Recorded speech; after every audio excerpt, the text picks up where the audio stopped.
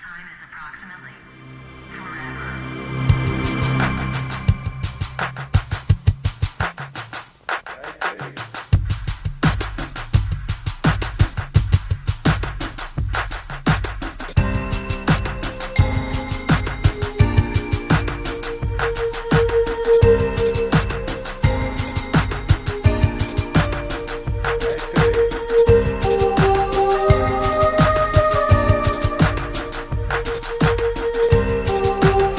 Cannot afford to be so politically correct anymore.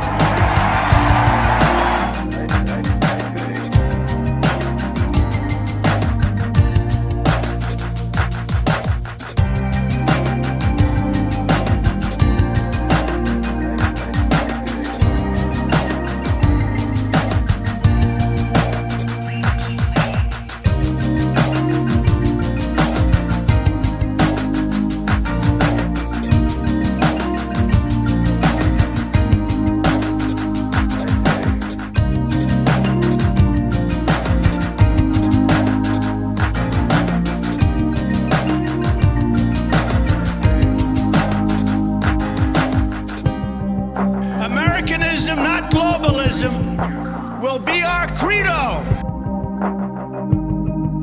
Please continue to hold for the next available representative.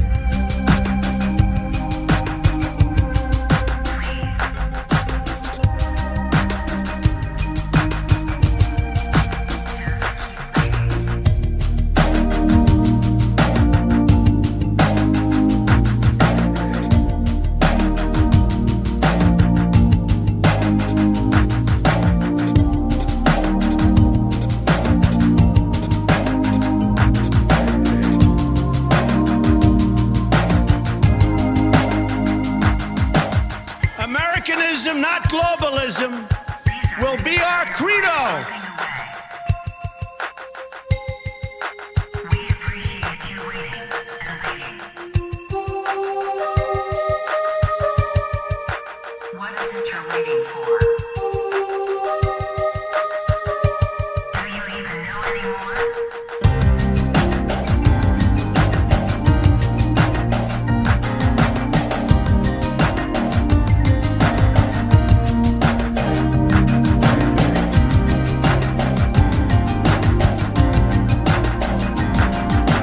These are people who work hard but no longer have a voice. I am your voice.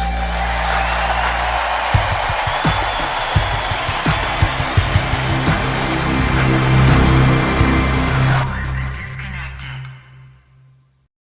Hello everybody and welcome back to a brand new live stream. Make sure you guys like this live stream down below. Subscribe to the channel if you are new. We got 143 people already in here. We're going to have more people pouring in. Also smash that like button as we get started so we can get that face cam on. You guys already know the drill.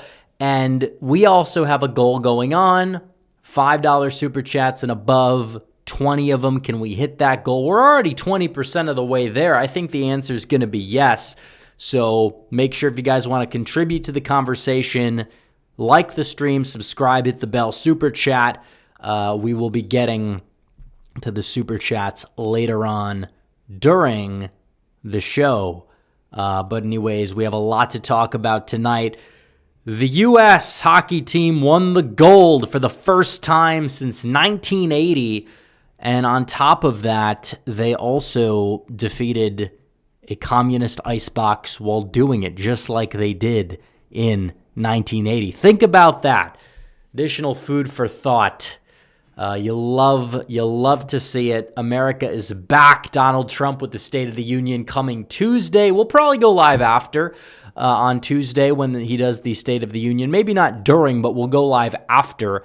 And on top of it, we will be getting to the recent news for the primary in Texas because we are going to have to start going live on Tuesdays again in addition to the Sunday show because there's just so many primaries, so many elections. We have to cover them. That's my job. We break them down. People love to see it. You guys love to see it. The people that don't watch every live stream, they love to watch the election night live stream. So we will be going live on Tuesday, this upcoming Tuesday, but also the Tuesday after that, because we do have to break down the election results in Texas, and we'll be getting to some of the preliminary data. People are saying this is doom and gloom for Republicans because there's a high Democrat turnout in the primary. Is that really the case? Well, could actually help Republicans out in the general election, even if it is genuine. We're going to be getting to that and why that is the case in the state of Texas. Are Republicans at risk of losing it in the general? Probably not, but we'll be getting to the data. We'll be getting to more crazy people doing crazy things. You had two incidents over the past week and a half of transgender violence. One of them committed by a far-right transgender person, but still one who was embroiled in that ideology. Very strange incident that took place in the state of Rhode Island, but also a madman trying to break into Mar-a-Lago getting shot as well. And, that took place earlier today. Another assassination attempt on Trump's life. This one I think was very poorly planned, did not end well for the perpetrator for sure. I don't think Trump was any immediate danger as well. So thankfully Trump is safe, and he'll be giving the State of the Union on Tuesday. He actually invited the hockey team to the State of the Union. We'll see if any of them show up, any of the players, that is. And other than that, I think that's kind of it for the topics. We might get in to another thing or two later in the super chats, but regardless, we hit our 100 likes. We got people pouring in here. The face cam goes on. We're ready to begin, and we're 9 days out of the first primary. You thought election season was done? No, election season is just starting. The off season's over, because you have to think about it. This is going to be an 8-month stretch between the Texas primary and the midterms. We did this back in 2022, and then 2023, which now it's going to be 2027, the big 2-7, believe it or not, the Democrat primaries. That's what we're going to talk about potentially later on, because the Democrats, everyone's saying Newsom this, Newsom that. Guys, I don't know if it's going to be Newsom. And he made a comment today that's probably going to be exploited against him, where he indirectly called black people stupid, saying that he could relate to them because he had a triple-digit SAT score. Okay. Well, first of all, he's admitting that he's stupid, which is funny in and of itself. That should be disqualifying in and of itself. Second of all, you're down to Kamala Harris and you want to win South Carolina. It's probably not the best idea to make comments like that. Joe Biden could get away with it because Biden was Obama's VP. Nobody even knows who Newsom is. They don't know who Newsom is in South Carolina. Nobody likes the guy. I'm telling you, the guy's a bust. He's going to bust big time. And everybody knows it. He's not the strongest candidate in the world. We all know the guy's a used car salesman. And he's got a very annoying terminally online support, some of which crosses lines with the fringes of the right, that advanced derangement syndrome as well, believe it or not. Like, that's his core base. They do it like ironically, but it's like the irony poisoning kicks in to the point where these people actually just are joining up with our enemies, because yes, the enemies are the left. We understand that. The left is the enemy. It's not any other pet issue you have. It's not some foreign country halfway across the globe. The left, that is the enemy. That is our number one enemy. That's who we should be fighting with at all costs.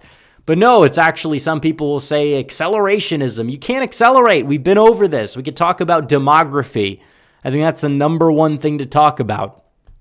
And if Republicans do fall short in Texas, which I don't believe they will, that's the number one thing you could look at. But that's also not likely to be the case, because we saw 2024, and that was not too long ago. Democrats are saying, well, 2018, Texas has 4 million new residents. Well, here's the problem. A lot of them are Republicans that moved from California or other blue states. So the fact that it's younger doesn't help you. The fact that it's more Latino hasn't helped you. Maybe you could say down ballot it helps you more, but Ted Cruz still beat Colin Allred by 8 points in the state of Texas, and he was not a strong candidate. Allred was seen as a strong candidate. Now, yeah, midterm year, but Hispanic turnout in general, the people that are low propensity Trump voters who might have voted blue down ballot, those people probably end up staying home, and neither candidate, in my opinion, is a solid fit for Hispanic voters, whether it is Crockett or Tallarico. So we'll see what happens there. But you look at the actual data. Where is the turnout surge in the primary? Because Democrats are saying in Texas, oh no, this is proof that there's a surge. Well, a big part of that surge, you talk about 30 or 40 point surge in DFW for Democrats. A lot of that is coming from Dallas. A lot of that is coming from black voters. And that is coming from Jasmine Crockett's district. Jasmine Crockett, say what you want about Jasmine Crockett. She's a crazy person. We understand that. But we also need her to be the nominee, ideally, because we would not have to worry about that seat as much if Jasmine Crockett is the nominee instead of that smarmy freak, James Tallarico, who wears our faith as a skin suit. We're not going to tolerate that. Obviously, both would lose. I think Tallarico is very overhyped. He is very overrated. But still, at the same time, Crockett, I think, is a surefire loser and will lose handily to a Republican. And the fact that DFW, and to a lesser extent Houston, is showing a sizable shift to the left, where you have a surge of Democrat primary voters, shows that Jasmine Crockett, because she can get out those low prop voters like no other, we understand that. Yeah, she will have a high turnout, and she probably could win based on that. The Rio Grande Valley, you're not seeing a drastic shift there where the Hispanics are in South Texas. Now, Austin, you see a shift to an extent, but people forget 2024 is not the best baseline to use, and neither is 2022, because you had a lot more crossover voting. You had a lot more competitive primaries on the right. I know we have the Senate primary on the right, but everybody now is talking about the Senate primary on the left, which is getting very expensive, and this explains why the Democrats have much higher turnout. They already anointed Beto O'Rourke as their gubernatorial nominee in 2022, which is why it's a faulty metric to use, because Democrats are spending so much money in Texas fighting each other. In the case of Olivia Giuliana, eating each other. It's not looking to be too good for the Democrats in Texas based on that alone, but because they have the high primary early turnout data to point to and soy jack about, they're acting like they're running away with the victory in the state of Texas. They think that they're going to flip it blue, even though they actually thought for a while they were going to have a shot to flip it blue in 2024, let alone 2020, and they got their ass kicked. It was not even close. It was more of a Republican state than New York or Illinois were Democrat states in 2024. And while it is true that the environment has changed since then, it likely has not changed as much as Democrats would like it to be changing, and that's the main problem for them as it stands right now. The environment is not changing as much in their favor as they would like. Yes, you will see primary turnout numbers go up for them. Guess what? They're also up for the Republicans. It's a faulty comparison. Republicans are very likely going to take the lead anyways at the end of the day. When it's all said and done, a lot of Republicans, to an extent, could be crossing over to vote for Crockett as well. That's another thing that could be happening when you have people crossing over for Crockett because they understand she's weaker to beat and they understand that Ken Paxton, he's probably going to win. We'll see what happens. The Democrats are not going to be able to vote in the GOP runoff because they're all voting in their own primary, which is a good thing. I'm not telling people they should cross over for Crockett. I think it's funny if some people do. There are very important offices to vote for on the Republican side in the state of Texas as well. So a little bit of a mixed bag there. But if people want to do it, they can do it. Regardless, one thing is true, and we know this is true, and that is that Republicans are the overwhelming favorites to take the Senate, and Democrats would need a 15-point shift almost in the left direction to take the state of Texas. I'm not sure I see it. And when you look at Hispanic actual election results, Democrats love talking about election results. Let's talk about New Jersey. Let's talk about what we saw in the state of Virginia. Yes, it is true that Hispanics did not vote nearly as much or as a shift to the right as we saw in 2024. But they also, in many cases in New Jersey, voted to the right of where they did in 2021. So I would anticipate the Hispanic vote probably ends up landing in Texas roughly where it did in 2022. And the white vote probably does move a little bit to the left. But is it going to move to the left enough? And the black turnout might drop if Tallarico's the nominee. Ken Paxton is probably winning by 5. I really believe that he would beat Tallarico by somewhere around 5 points. It'll be a bigger victory, despite any scandals he may have, than Ted Cruz won by against the Beta Mania in 2018. And this has been 8 years of all the changes that the left has talked about, demographic changes, etc., that on paper would have worked, and to be fair, have worked against Republicans, but you also do have a lot of conservatives that have moved to the state of Texas that have been able to counteract that to a certain degree, and also the Hispanic trends of, third-generation Hispanic voters have also worked to counteract that as well. Trump almost flipped, or maybe not almost flipped, but he did much better in Harris County. He almost flipped back Fort Bend. He almost flipped back Hays County, of all counties. Nobody thought that was going to be a rightward shift given how much it swung to the left in 2018 and 2020, but it did. So Texas, again, the low prop voters, even if they do move left, a lot of them don't even vote in midterm years anyways, to the point where, yes, it will probably be a state that bounces back a little bit to the left in the midterms, but by that much, I don't see it. You're not going to have a 14-point bounce back. It's just not feasible. Democrats can cope about it all they want, but we've run the data. And if Crockett's the nominee, it's probably not happening. And when you look at the polls, you saw a poll out of Emerson in early January that had Tallarico up by 9, but that was before, or not before Crockett announced, but soon after Crockett announced. Crockett's been out there campaigning, getting her name up, and now she is tied in the aggregate in RCP. She led the last poll, 47-39, the poll before that, 38-37. And low prop voters in the primary know her name. So the fact that she has the name recognition, the fact Dallas turnout is super high compared to any other metro area, that points to me that Jasmine Crockett is very likely going to win this nomination. I think I would probably say a greater than 50% chance. Tallarico's the online candidate. Democrats online will glaze the guy like there's no tomorrow. The only problem with this is that it's not adding up in the real world. You can be an online candidate. You could go on late night. It typically doesn't always pan out. Crockett has also done that as well. She's far more ingrained in that than Tallarico is. Now, the only argument you could say is, well, Tallarico is more likely to win, like he's more electable in a general, so Democrats will vote on in the primary based on that. I don't know if they all will.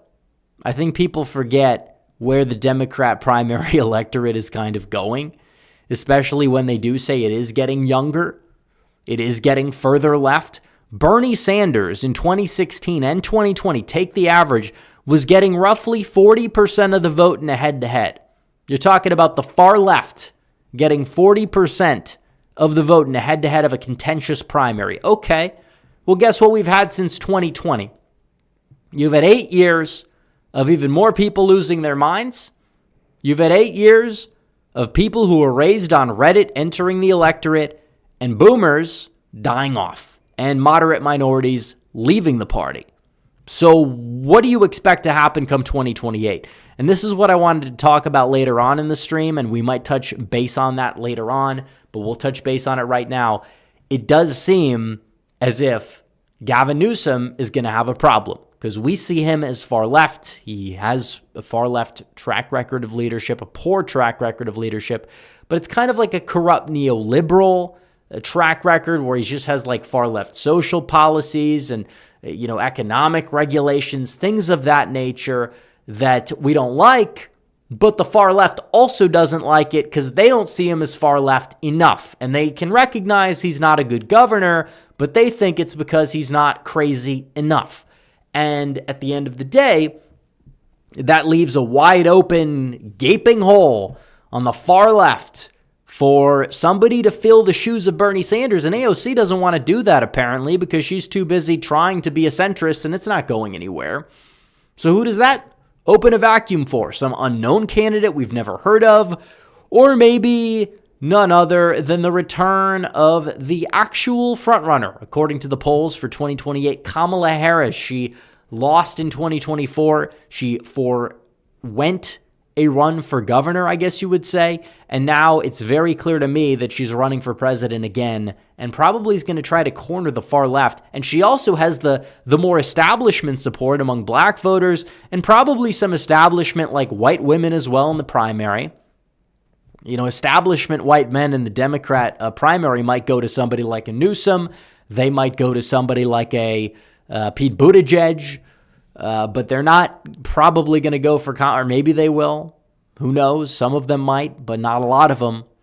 And at the end of the day, if Kamala has the black vote on lock, the early primaries, the SEC primary states, South Carolina, Alabama, Mississippi, even Michigan with Detroit, and to a certain extent, if she's able to cater to the Palestine crowd, maybe she'll be able to, which again, maybe she wouldn't, maybe AOC would, but AOC's been counter-signaling that lately, so who even knows what lane AOC's trying to make. But I think if the pro-Palestine lunatics have to decide, the Jill Stein voters, if they have to decide between Kamala Harris and Gavin Newsom, they're going to side with Kamala Harris every day of the week in that primary, especially if she's going to try to run a far-left campaign, which would be smart for her in a primary. She would lose a general for sure, but there is a chance that that happens. So it would be interesting to see. We'll have to wait and see, but it would be interesting to see on that front. But also, we have to talk about,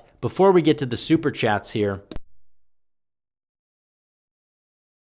some of the violence that has taken place and how the left is stoking the flames of violence, but also the fringes of the so-called right, the anti-Trump right, mind you, have stoked the flames against the president because they have boxed themselves into a corner with this Epstein stuff.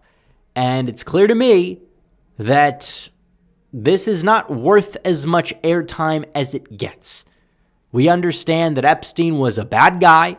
We understand that Epstein trafficked women, underage women in some circumstances, and he had ties to powerful people. And he had ties to people that probably were not directly involved. I don't think that there's a client list of people that went to the island and did certain things with certain underage people. If that existed, it's been gone. And if Trump was on it, that would have been out already under the previous administration. So keep all that in mind. If you happen to be one of those people, I don't think we have that many of them here. But everybody's just so fixated on Trump. They're calling him all these names. They're saying he's it always started, they would do this thing. He came down the escalator, talked about immigration. They said he's racist, all this stuff. It bounced off. It was stupid. It never stuck. It was laughed off, clearly, obviously. So then they pivot to other stuff. Democracy. He won the popular vote. That's not going to make a dent anymore.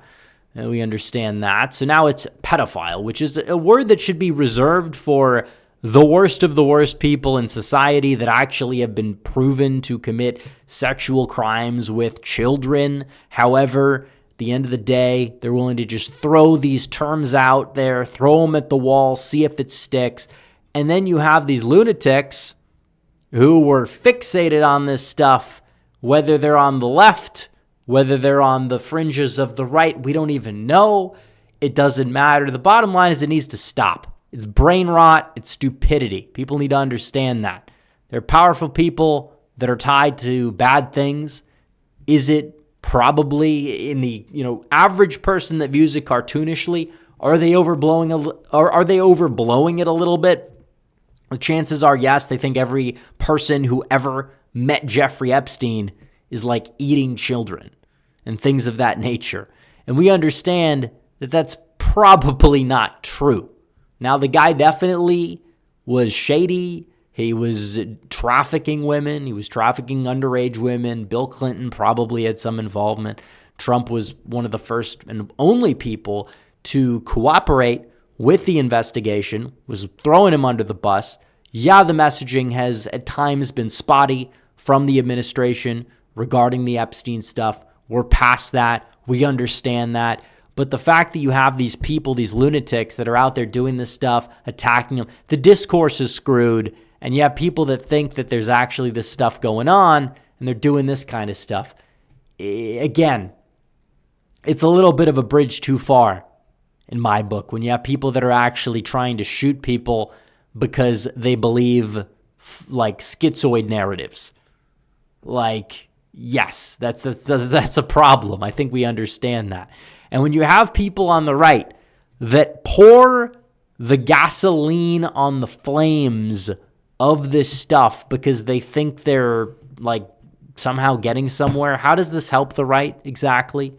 You could say principle, but Donald Trump himself is very likely, given all the ample evidence that we've had, not involved. In fact, Trump signed the bill to release the files, whether he was, it was going to happen anyways or not. He still did it.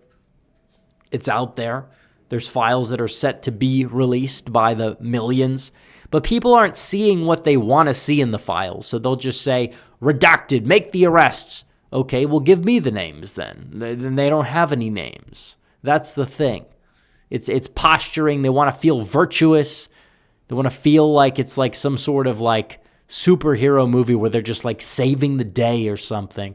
They're just going out there and saying all these people are evil and doing the worst things imaginable, including the people that are actually saving the country. Therefore, I'm like the real person who's seeking the truth. I'm like the real person who's getting to the bottom of stuff. It's like you're not getting to the bottom of anything except drugs, maybe. Because a lot of these people that are doing this stuff, the narratives that they peddle on a day-to-day basis, it's not just the Epstein stuff, it's everything. They don't add up. They don't think linearly. They don't think logically. They don't try to understand things. They want to be angry. They want to be schizophrenic. And that, in my opinion, is not how we're going to save this country. They don't have an actual vision. They don't have a set of policies they want to enact. They don't talk about immigration unless it's to lie about Trump's immigration record or something of that nature. That's the only way they'll ever bring up the issue of immigration these days. So, and this is what you have. So I don't know if this guy's on the left or the fringes of the right. It doesn't matter.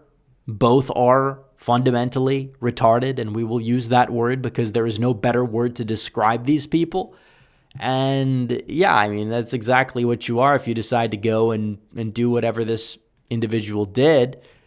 And this is a tweet from our good friend John Doyle, who's killing it on his platform recently, doing big numbers, big-time numbers. He says, literally every anti-Trump narrative is designed to produce this result. Disagree with the administration privately or push back diplomatically, but panicking is meant to contribute exactly to this ecosystem, which I suspect everyone knows at this point. It's a breath of fresh air that gets lost on deaf ears that we see. I mean, it's pretty obvious that when you look at these people, there's the narratives that they peddle. It's not like it's based in reality. It's not based in truth. It's not based in fact. They claim they're the truth seekers. These people, yes, there are real conspiracy theories that are proven correct because it's the truth hiding in plain sight. When you have to create things out of thin air that don't add up with the actual record whatsoever because you're trying to, be quirky, own the president, you're making a fool out of yourself. In every single instance, these people are making a fool out of themselves. It doesn't really even matter if they're on the right or if they're on the left. I don't know what this guy was on, besides probably some prescription medication. So regardless, we'll get to the super chats. We will talk about whatever you guys are talking about in the conversation, but we have a lot to get to, as we know, and I will get to the super chats after a quick water break. We are 9 out of 20 to our goal. Make sure you guys send in super chats so we can get there. I think we will. So Wild and Crazy Bear for 6 is in my Chank voice. Down goes Canada. Canada indeed went down. BB for 10 says voted on Friday. I saw an ICE protest in Euless near the polling station. There's talk about a spike in Democrat turnout since 2022. Yes, Democrats have a competitive primary compared to 2022. There's high turnout for Republicans and Democrats. Yeah, and Republicans tend to turn out a bit later anyways in the cycle. They're going to overtake the Democrats. I think that a lot of what we're seeing is general panic. You do have a lot of Democrats that are amped up right now. It's obvious. I mean, Texas is going to be closer than it was in 2024. Although at the same time, it's also true that Jasmine Crockett being the nominee will very much likely just guarantee Republicans the Senate race. So Cameron Campbell 6635 became a member. Thank you, Cameron. American Nerd 76 for 6 says thoughts on the Axios article about Trump possibly looking into Rubio to succeed him as a backup in case something crazy happens with Vance. Again, I don't know. Look, it's obvious that there's this attempt to stoke this divide, and it comes both from the establishment right and the left, because they are trying to kneecap J.D. Vance because he is the more he's more of a threat to the system, even though I think Rubio is doing great, and I think he has changed, and I like them both, and I think Rubio would be a great, at this rate things are going, yeah, I think he's more than capable of being a great president, believe it or not, because he's receptive to the base, he understands the way the winds are blowing, and he's doing a great job.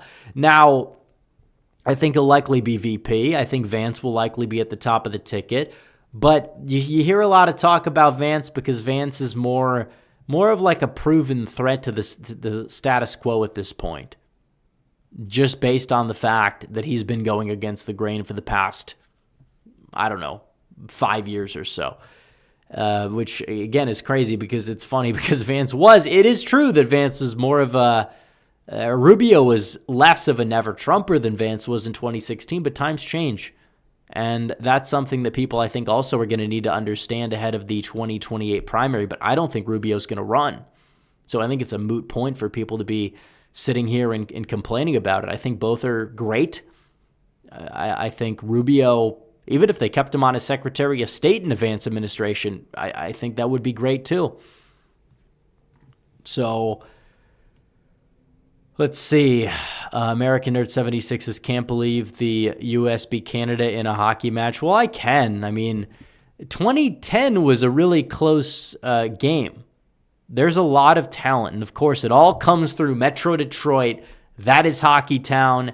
That is where a lot of American hockey legends are made. It's either in upstate New York, suburban Detroit. It's pretty much about it. There's a few in other places in the country for sure, but probably Pittsburgh area. I mean, you have a lot of fans of the Penguins. People want to grow up. They want to play the sport of the team that's winning their titles or whatever. It's true. But there's a lot in Canada, a lot of talent because everybody plays it. It's like their number one thing. But America has a lot of talent too. We have more people. We have more, the American teams have more Stanley Cups. In fact, this is a funny statistic. The United States, we have won a Grey Cup, the CFL trophy, more recently than Canada has won a Stanley Cup. And that was with the Baltimore, was it the Stallions in 1995 when the American wing of the CFL folded. If it wasn't for them, the Ravens probably would never exist, believe it or not. But yeah, Cameron Campbell says Utah Valley rally eyewitness officially out of therapy and PTSD is gone. Well, that's good to hear. That was a tough day for a lot of people. Harrison with a member chat says Paxton or Cornyn. Paxton or Hunt for the record. In fact, I tell people, feel free to vote for Hunt in round 1, even if you want to vote for Paxton in round 2, because we need to freeze Cornyn out of the runoff. That would be the best case scenario. So no matter what happens, you're going to get an upgrade at the Senate slot. Goss Sigma 2K21 for 5 says, you got to speak on the Frisco H-1B scam. Love the work you do. Well, I appreciate it. We've talked a lot about H-1Bs, and we'll continue to talk about them.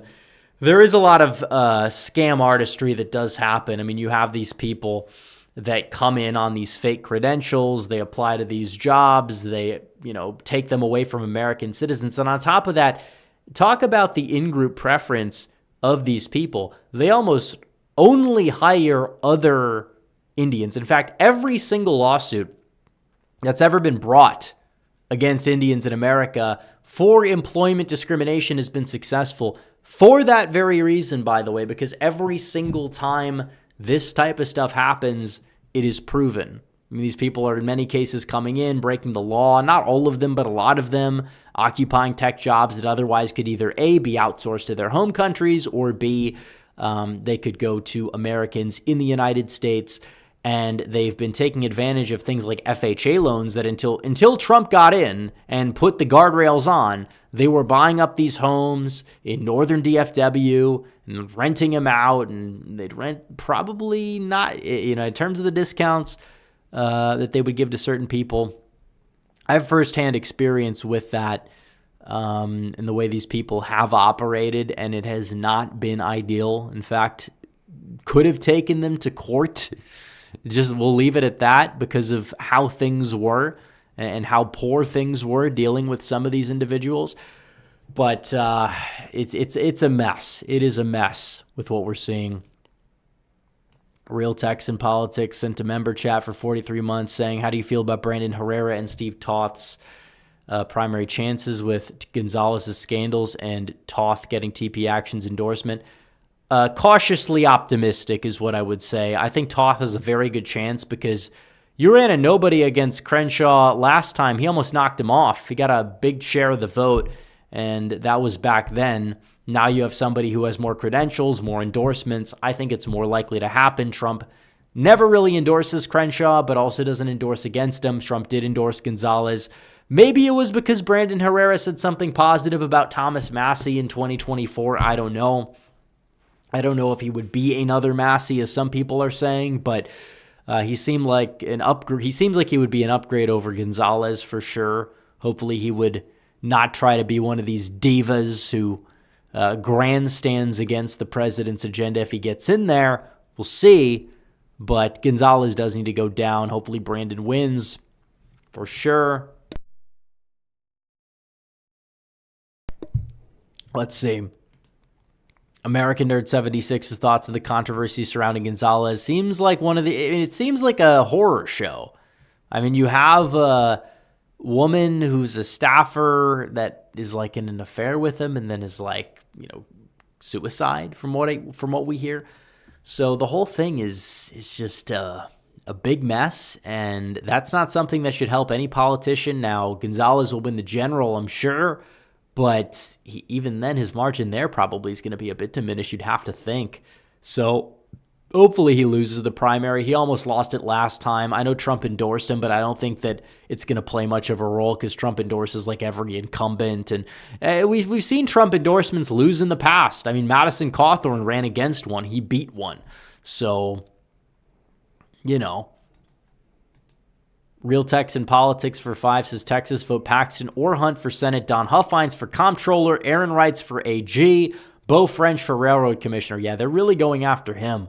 But he's holding his own. These left-wing journalist scumbags that have created nothing in their entire lives and will just face decades of humiliation because we have the right people in the right places at the right time, and it's a wonderful thing. Also, BB for $2 saying also Dems could be cannibalizing their votes in Texas. Possibly. We'll see. They've definitely front-loaded. Republicans are still behind. I think they will catch up. Either way, it's a primary. It's not a general, especially when you're the low-propensity party. The primary electorate is not everything. By the way, I haven't voted yet. So it's not like everybody's voted yet. And I tell people they got to get out and vote in the primary. And if you don't vote in primaries, you don't get to complain about the Republican Party and the state of the Republican Party. Now, if you want to cross over and vote for Crockett, that might be an exception, but you still probably shouldn't complain about the state of the party too much, right? Zachary G for 2 says, why can't Republicans win in big cities? Because, well, it's a mix of several things. Demography is one of them. I mean, Republicans have not won minority voters, even though Trump has done well with Hispanics in 2024, set records or recent records among even black voters. It's not really been enough to really change the tide. It's just, a few percentage points in this big county is enough to change the state sort of thing. But it's just the way life is in cities, the way people live, the culture behind them. I mean, the suburbs are a mixed bag. The exurbs are more right-leaning. The rural areas are very right-leaning. Now, it also comes down to demography. So, I mean, the two things both matter. North Philadelphia, where you have a lot of white working class voters, they tend to vote Republican. They've voted for Donald Trump. There's Trump precincts in the city limits of Philadelphia for that reason. A lot of white working class voters don't live in cities, and they're the backbone of the Republican coalition in the current year. But there's also certain parts of Dallas that vote Republican, where you have like college-educated whites that are heavily Republican, like Southern elite types, and they vote red. So it's a mixed bag, but it just mainly comes down to culture of certain areas. Let's see. Real Texan Politics for 5 says, any Republican who crosses over for Crockett at the Dem primary cannot vote in the Republican runoff. I'd advise against doing this. This is also true. And it's also a good thing that they can't, because on the flip side, Republicans, their runoff is not going to be able to be meddled in by Democrats. Now, this was obviously a problem for them in 2024 because a lot of Democrats didn't vote in their primary, and then you had people like Dade Phelan, and they would go and they would recruit these people, these Democrats who didn't vote in round 1, and get them out, and they get them to vote in round 2, and he was able to hang on by a thread. So again, it's a little bit of a dirty politics game these people play, but that's what you get when you get open primaries. But at least the runoffs are at least semi-closed. In fact, if you ask me, I would close the runoff to round 1 voters. If there's a perfect world, that would be how they would do that. Sean Jaramillo for 5 says, what do you think about what Trump said about Iran? Is war possible? Well, everybody's acting like it's a binary. Option A, war. Full-scale Iraq 2.0. Option 2, you just stay out of it completely, which that I think would be better than option 1 for the record, or make a deal. But I think that there's also another option. If there is a clear ability to strike Iran, remove the regime, help any people that are out there protesting, doing what they got to do on the ground, revolution sort of thing, if they're able to have that happen, that I think would be a positive thing. If it doesn't expel any American manpower, that's not to me war. That's to me a targeted strike that it does benefit the United States. These people hate the United States. They want to build nuclear weapons. Are they super far along with it? No, but again, bombing their facilities makes perfect sense to me. Because they are a threat to the United States. They do chant death to America. Whether you think it's because America supports Israel and that's why they don't like America, it doesn't matter, because you're not going to change their mind. You're not going to change Iran's mind. Like, that's not how this works. Like, of course, people will try to bring that up. But, no, these people hate the United States. They hate the West. They hate Christendom. And the United States is an extension of that. And when they're chanting death to America, they've been indoctrinated to hate the United States. You're not going to kowtow to the line of these people. So if they're building nuclear weapons and you can bomb their facilities and not cause any American deaths, you do it. And that's exactly what we did. And everybody freaked out like a little child about it, including some people in the polling community as well that have never had their brains recover since. I don't know why. I don't know if it's because of other people that also lost their mind at the same time. But regardless, it makes sense. Trump did this in his first term. Trump is against endless wars. He doesn't want to go to war with Iran. But if you could strike them and you could remove their leadership effectively and targetedly, and you could do what you did in Venezuela, it could be beneficial because there's a lot of oil there and we could have it. And the Iranian people, the Persian people are great people. Many of them would prefer better leadership, unlike what we've seen in these regime change conflicts in other countries in that same region. So again, Persia was a great place not too long ago, but sadly it's gone downhill under the recent regimes. And if we could remove them effectively in a way where we're not expelling American manpower, you could say that's a unicorn fantasy. Fine. But if anybody could pull it off, it's Donald Trump, which is precisely why I trust his judgment.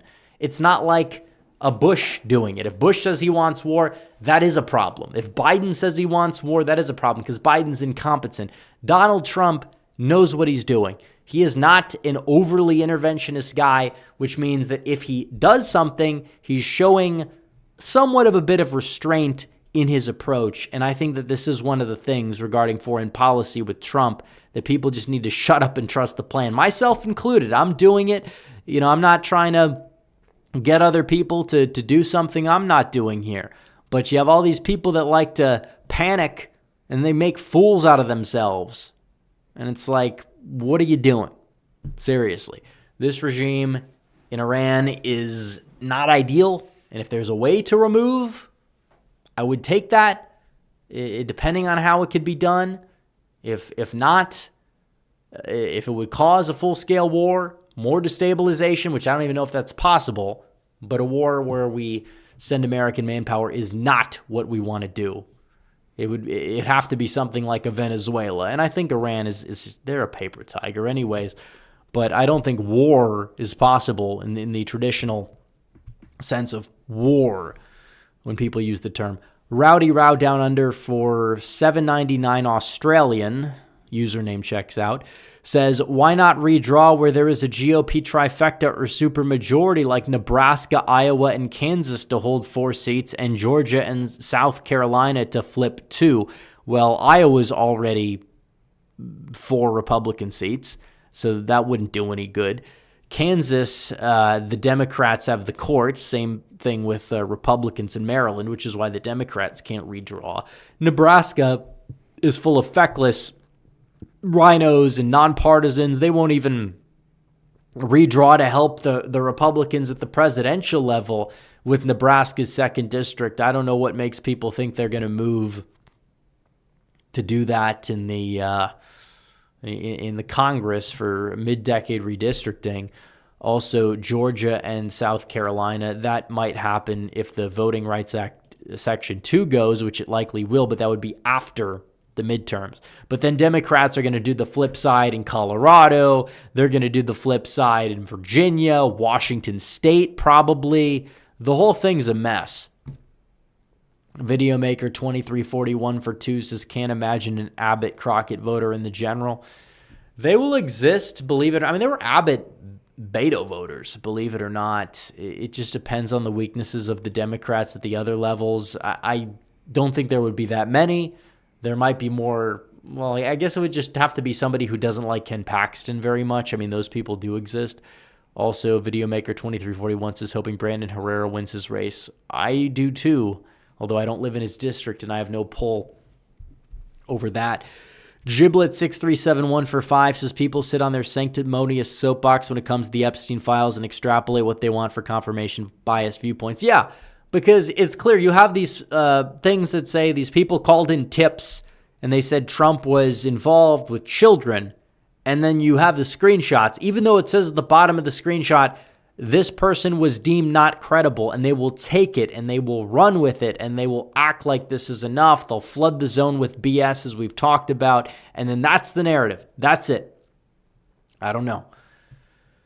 So, Sean Jaramillo, thank you for becoming a member. And by the way, we're 4 super chats away from the goal, guys. Thank you, guys. You guys have been doing great. Andrew Goodman for 5 says Canadians would not last a day on college football X. Probably not. Although, to be fair, I don't really know what that's like. American Nerd 76 for 6 is on the Vance Rubio 2028 thing. I think Trump is looking at every option, making plans with contingencies to ensure his legacy is safe. Well, I mean, it makes sense that if Vance doesn't run, that he should be looking at Rubio, because if Vance decided not to run for some reason, yeah, Rubio would be a top option. Doesn't mean he's going to be the option or even the best option, but he would be one of the best options in that case because he has done such a good job as Secretary of State and has shown that he's improved in strides. As a lot of people have improved in strides since 2016, J.D. Vance included. So I prefer Vance. I think Rubio prefers Vance, which is also really all that matters and kind of puts the discussion to bed. But if Vance doesn't run, or God forbid something horrific happens, which sadly is not out of the question given the way things are, I hope it is out of the question. But in that case, yeah, I think it's clear that you'd have to talk to other people as contingency. You don't want just one person to be on the potential roster, for sure. Although I think Trump is going to kind of stay out of the entire process at the get-go because typically that's what presidents do. Sean Jaramillo for 2 says, who would you endorse in Kansas governor? I don't even know who's running. It's probably going to be Collier.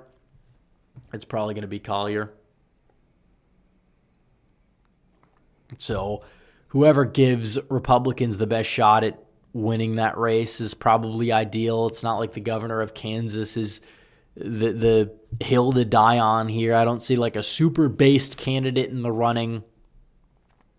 So Tucson Paleocon for 10 says thoughts on Elijah Schaffer. Has a lot of thoughts there, I guess. I mean, if people have been following the E-drama, they kind of see everything. I don't have to get into it too much, but crazy stuff. He's kind of having like a moment, I guess you would say, ever since the whole thing got leaked with that third-rate individual that we don't even have to mention because nobody's going to mention her name anyways for the rest of time unless it's to make fun of her as like remember this person? But I don't know. It's just, I mean, he's been pandering to the usual suspects crowd for years now. He was really big a few, 4 years ago, would go on a show sometimes, but since then it seems like he's taken a different turn. Jack Langley says thoughts on Mike Huckabee versus Tucker Carlson. Not that I'd expect you to have a good take on it. I don't know what your angle is if you're calling Tucker that, because I have not been a fan of Tucker's recent turn entirely.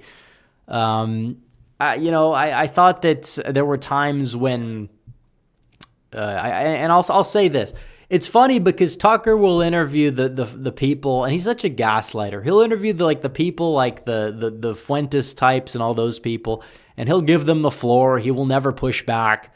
But when it's somebody like Mike Huckabee, a member of the Trump administration who Trump wanted Tucker to interview, Trump invited Tucker to the White House, despite all the recent pot shots at Trump and platforming all these people who undermine Trump on a day-to-day basis, like Fuentes, like a lot of these other clowns, like the Massies of the world, like the Candace Owenses of the world, those people. He interviews them. He gives them the floor. He agrees with them on everything. But if it, and he's like, well, I just do my interviews that way. But if it's these other people, like the Mike Huckabees of the world, people that are a part of Trump's administration, maybe you think they're a little bit over the top in their support for Israel. Maybe you don't agree with them on everything regarding foreign policy. But then it's guns blazing. Then it's like, okay, he's going for the jugular, and he failed miserably at many instances. He's talking about the population of Christians in Qatar. He doesn't understand that that's just like people that have access to Qatar. These are not like people that live in Qatar. Qatar has historically treated Christians very poorly, but that's not talked about for some reason. I don't know. And again, I don't even know if it's Qatar that really owns Tucker. I don't know who he takes money from. I don't know if it's a grift. I don't know what it is. But the guy had a generational run, and that generational run is over. And that, I think, is important. He's shilling for like Islamists and people that want mass immigration to the United States.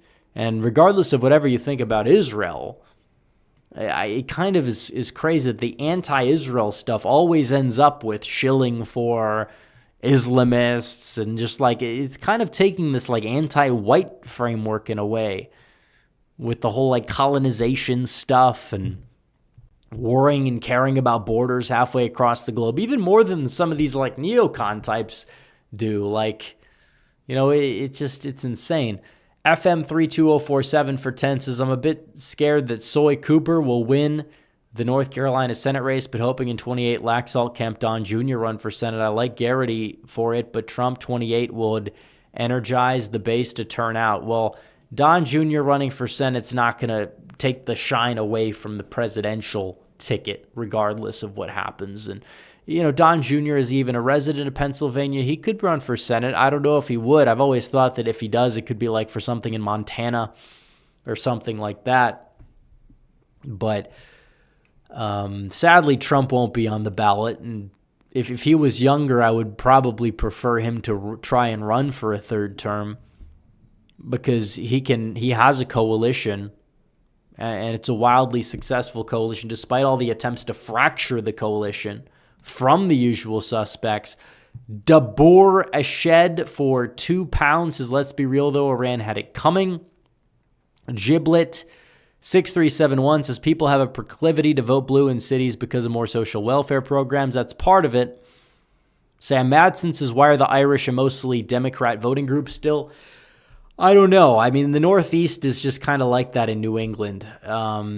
It's kind of tough. Is it like that everywhere? I don't know, but maybe it does go back to that urban-rural divide. Maybe it's just a cultural thing, which is interesting because a lot of other Catholic groups across the Midwest, like Poles, tend to be a little bit more right-leaning these days compared to how they used to be. Germans in Wisconsin, in rural Wisconsin, are another example.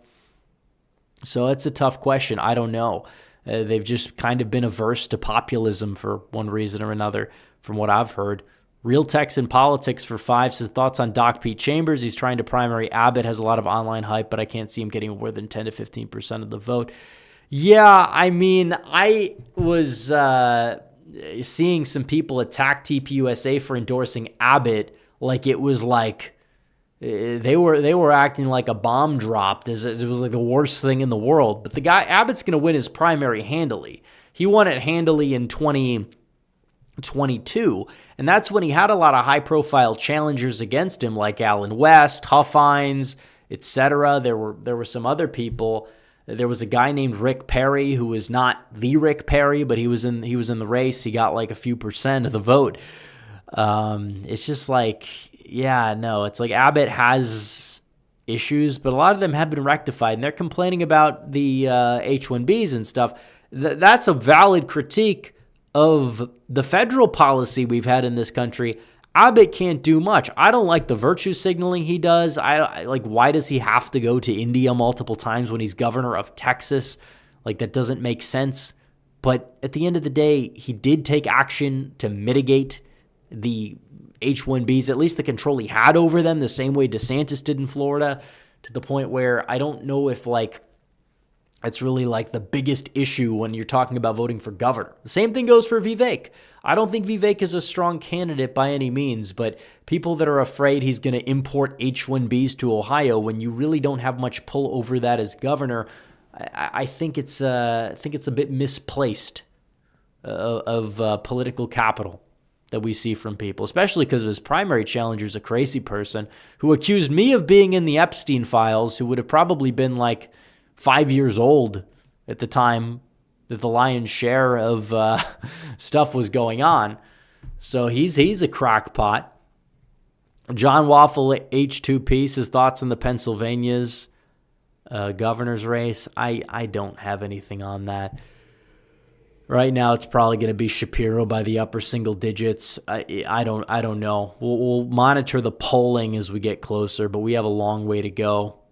American Nerd 76's Tucker was better when he was on Fox. Yeah, that's true. Videomaker 2341 for 5 says, given some of your Armenian ancestors live in Persia, they were surprisingly tolerant of them. Won't be surprised if some of them are in the protests. Also for 5, here we go. Let's go. I don't know what that refers to, but as for that, it is true that the Persian government, as it stands now, does kind of try to placate the Armenian population there. They're probably the only minority group they treat well because they want to appear like they're doing something positive. So maybe, but maybe not. Sean Jaramillo says, what do you think about the Supreme Court tariff ruling? Yeah, we didn't get to talk about that very much on this stream. You know, it's unfortunate, but it's also what defines what's legal for a president to tariff and not? Because that was apparently the tariffs that he put on countries were illegal, which it's an interference in negotiations. There is a law, Congress in the Constitution has the power to delegate the taxation of other countries, but there's also a law that was passed to allow the president to levy those tariffs in negotiations in the 1800s. Democrats are saying it's an old law. Well, the Constitution is far older than that law, so that doesn't matter. How old a law is doesn't negate a law being on the books and being able to be used. But I think that now I understand why that super chat was sent, because the goal was hit. So we hit that. But as for the tariff ruling, I think it's unfortunate. Now, maybe you could say that it will have a compromise tariff thing, and this was part of the plan. I don't know. It's too early to tell. We'll cross that bridge when we get there. Trump's trying to use the emergency powers, go around it. I just like the fact that you have a president that will at least try to go to the ends of the earth to accomplish his agenda. You didn't see this before Trump. You haven't seen it. I mean, even in Trump's first term, he may not have done it fast enough. Maybe it was because there was a Russia investigation occupying half of his first presidency. And they're doing the same thing again with the Epstein stuff. It's just it's the reboot. It's the sequel for the left. And just like sequels, they're not usually as good as the original, except this time Trump 2 is better for us than Trump 1 was. So I guess I kind of think it's just part of the same arc when you think about it. But for the left, the sequel's worse. Harrison for 2 says thoughts on the Save America Act. We did a video on it. Haven't released a video since Thursday, but that was the last video we put out. We'll put another one out tomorrow, not about the Save Act, but we will release another video. But needs to pass, nuke the filibuster, needs to go. Get it out of the way. We'll see. But the State of the Union, that's coming up. It's going to come up on Tuesday. We'll do a after show, just like we did last year for the technically not State of the Union, but it's the address to Congress the president gives in the first year. And man, we did one for Biden. The one we did after Biden's State of the Union, when they put him on all those drugs, and the left acted like he did a great job when he really didn't do a great job at all. It was a very just vicious attack speech. That was It was a mess, but that was one of our best, in my opinion, one of our best streams that we did back then. Russian Vodka for 5 says, Tallarico being electable as an online Dem op. Dude is actually a freak. Yeah, I mean, it's not surprising. He's just, there's something about him that is very unsettling. Very unsettling. I'm not a fan. So, yeah. All right, guys. Well, this will be the last call for Super Chats. Like the stream, but it's getting late. Don't want to be on too long. We're going to be going live on Tuesday as well, so it's not like you guys aren't going to be stream deprived on this channel. So, but since we had our goal, we have to read regular chat. That's true. Someone says we're screwed in the midterms. We have no chance at the House. Well, usually you do lose in the House. That's something that is baked into the cake. I think the Senate and the governor's races and the margin in the House also matter, because if that VRA goes, the Democrats could be screwed in 2028 in the House. So keep it in mind. But we have a shot. We have a much better shot than we did to hold the House than we had in 2018. So for the people that are saying the admin is going poorly, I disagree with that, given just that fact alone. So Alaska governor's race, it's irrelevant, but Dems might. If they win, they win. I mean, we have a shot in Michigan. We have a shot in Arizona, possibly even Wisconsin if Barnes is the Democrat nominee. Trump needs to do the tariff dividends. Well, that might help ahead of the midterms. I worry about the inflation effects it could have. You know, all this talk about 10% inflation for the tariffs, and where is that? I mean, in fact, we see inflation steadily kind of like, decline. Might have declined a bit more, but Trump did it at a rightfully timed point, or it made the Democrats look stupid. Now, stupid enough to lose the midterms, wouldn't go that far, but the economy in general is kind of going to be sluggish anyways.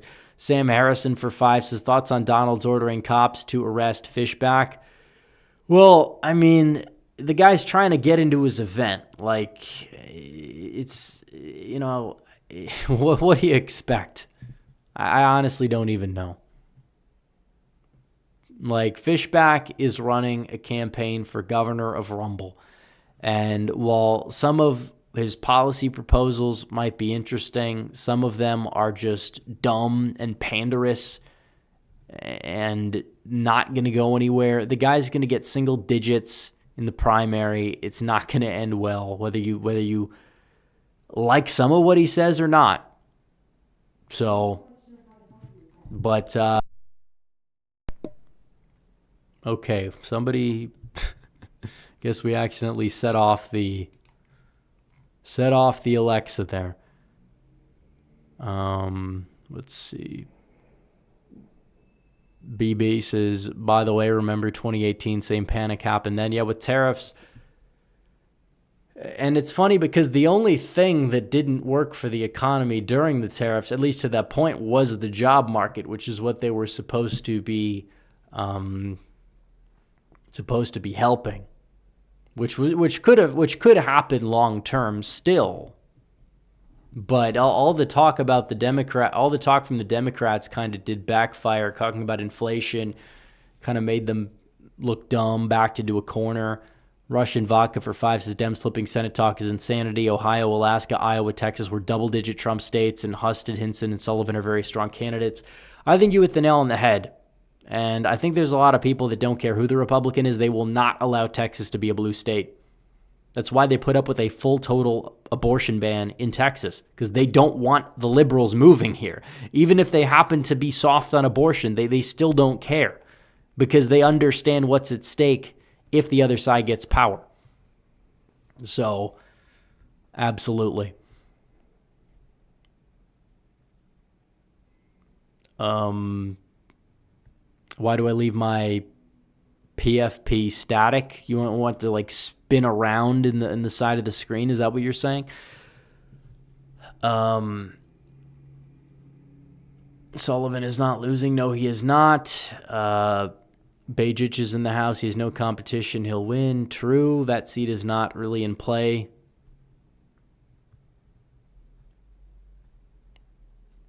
National debt went up $2 trillion. That doesn't surprise me. I think the deficit went down, but because the tariffs are going to be out of the way, deficit's probably going to go back up again. So, any thoughts on the Hoosier Bears? Yeah, I mean, like you could say win for Indiana. Northwest Indiana's a shithole. I'm sorry, but I mean, if you've driven through Gary, it is a mess. Hammond is basically the south side of Chicago 2.0, and that's where they're going to put the stadium. And it's like, what other are you going to move the Lions to Windsor? Would you ever move the Bills to Fort Erie or the Eagles to Delaware? Like, it's bad enough you have the Giants and Jets in New Jersey, but at least it's in the New York, like, metro area, which I know the Indiana is technically a part of Chicago, but you're basically making the 2006 Super Bowl between the Bears and the Colts. That's a Governor's Cup now because they decided to do that. So I honestly don't know why they think it's a good idea. Indiana will tout it as a win. I guess it's an L for Illinois in their corrupt leadership, but you know, I care about the country. I care about Chicago. I care about our cities. Our ancestors built and maintained these cities for generations. They were the crown jewels of America, the best gifts we had to give the world. New York, Chicago, Detroit, the Paris of America. And then they want to move one of the oldest stadiums in the NFL. Instead of trying to renovate it again, they want to put it in Gary, Indiana, or western satellite city / suburb of Gary, Indiana. I honestly don't know. I don't know why it's not a good idea. I don't like that. It should not feel right. We're going to put the Cowboys in Oklahoma. Like, come on. I don't know. But I guess if you live in Northwest Indiana, you don't have to drive into Chicago to go see a game, so good for you. Now, let's see. Anything about dunking on Chicago? I like Chicago. But at the same time, Chicago leadership is awful. They're atrocious. Now, they might not move. They might strike a deal, but their leadership is horrible. And the approval rating is garbage. You know, it's funny because Zoran Mamdani is now trying to govern like a moderate, and I actually predicted this would happen. He's going to piss off a lot of his core fans, but, you know, it's Zoran there. He's in office. Therefore, it's not going to really matter, but he's not really going to make do on a lot of his promises, and he's going to govern like a, you know, he's still going to be very liberal, but he's not going to be as far left. He'll like make peace with the establishment. I think he'll win re-election at this point. Like it or not, I think he will. So, let's see. Fishback hanging out with Sneeko is crazy. I mean, like, do you think the average Republican primary voter in Florida is watching Sneeko? Even the average Republican primary voter under the age of 25, do you think they watch Sneeko? The answer is no. Like, I don't know what this guy thinks he's like, what campaign he's running. It's funny because he'll give like this passionate speech, and he'll try to sound very policy oriented and try to make himself out to be a serious candidate, and then he'll do stuff like that. It's just, I'm enjoying the ride, but he's not going anywhere. It's amusing, and that's that. So, let's see. Indiana might do the redistricting again. Yeah, I don't know if we're going to have to go through this again. If they found a way to do it, I think a lot of people would save themselves in a primary, and maybe that's why they'd try, but I don't know if they have the opportunity to. But it's not just Indiana. Utah, which they could put that on the ballot, but that was a mess. And then Ohio, I think, was arguably worse because they had an opportunity, but they chose not to because oh, we have to be nice to this congresswoman because, she's nice to us. When she comes to the floor in the House, she likes the rhinos. She shakes their hands. I don't know. Russian Vodka says thoughts on Rich Barris going in an Ann Seltzer arc. I honestly don't know what's up with him. Some people say Bannon is like plotting a run for president, and he's got like all these other right-wing pollsters in his orbit, and they're just like trying to bash the administration so they can elevate somebody else besides Vance, and it's like a part of the I don't know. But a lot of what he's saying is contradicting himself from 6 months ago. So when you do that, I don't take you seriously. When you say special elections mean everything, I don't take you seriously. You can't expect me to take you seriously. When you just bash Trump over everything ever since he struck Iran, like it's not something that is that genuine. It'd be different if he got us in a full-fledged war and caused the deaths of hundreds of Americans. It didn't happen. It's not going to happen. So these people are just truning out left and right, and we have to be the voice of reason all of a sudden. So, yeah. Now he has Thomas Massie getting 10%, which honestly, early polls in three-way races, to his defense, they will show people or third parties getting a lot of the vote. That part is true. I would be worried about a Massie third party because even if it gets 1%, that could screw us over. Every election is going to be razor thin. And we don't want these people taking votes away because they're just helping the enemies because of principle. It's not what we want.